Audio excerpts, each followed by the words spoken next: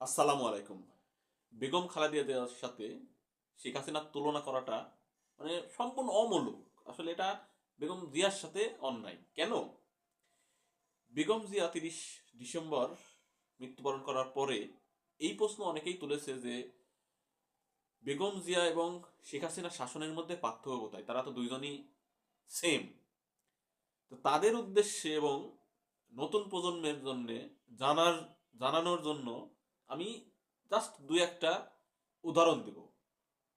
১৯৮৬ নির্বাচন, স্বৈরাচারী এরশাদের বিরুদ্ধে যখন সারা বাংলাদেশ তুমুল আন্দোলনে, সেই সময় সকল দল এক জায়গাতে যে নির্বাচনে অংশগ্রহণ করবে না, এবং শেখ হাসিনা নিজে চট্টগ্রামে গিয়ে ভাষণ দিয়ে আসলেন যে ৮৬ নির্বাচনে যারা অংশগ্রহণ করবে তারা জাতীয় বেঈমান। ঠিক চিটাগাং থেকে ঢাকা এসে তিনি নির্বাচনে অংশগ্রহণ করার ঘোষণা দিলেন। কিন্তু বেগম জিয়া তখনও অনড়, গণতন্ত্রের স্বার্থে, দেশের স্বার্থে তিনি নির্বাচনে অংশগ্রহণ করলেন না।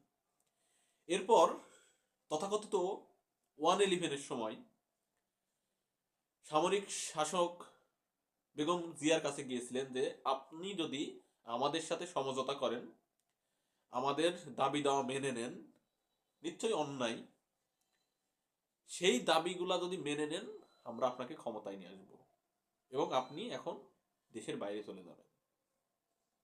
বেগম জিয়া রাজি হন নাই, আপোষ করেন নাই। তিনি দেশের স্বার্থে অনড় ছিলেন। অতঃপর তারা শেখ হাসিনার কাছে গেলেন। শেখ হাসিনা বিনা বাক্যে রাজি হয়ে গেলেন। তার ফলশ্রুতিতে 2008-এ তারা ক্ষমতায় আসে। এরপর 2014-র নির্বাচন ভোটারবিহীন নির্বাচন শেখ হাসিনা উপহার দিয়েছে। 2018-তে দিনের ভোট রাতে করেছে, 2024-এ এসে ডামি ভোট উপহার দিয়েছে। এই যে ডাইনামিক উদ্ভাবন হাসিনার, এইটা বেগম জিয়ার নেই।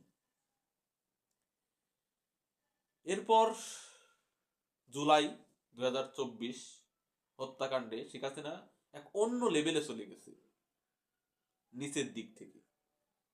বেগম জিয়া সেখানেও অনন্য। আর এই 17 বছরের লুটপাট, সীমাহীন দুর্নীতির কথা তো বাদই দিলাম। আপনারা কোন মুখে, কোন সেন্সে, কোন জ্ঞানে বেগম খালেদা জিয়ার সাথে শেখ হাসিনার মতো মানুষের তুলনা করে? শেখ হাসিনা বেগম জিয়ার তুলনার যোগ্য না। ধন্যবাদ।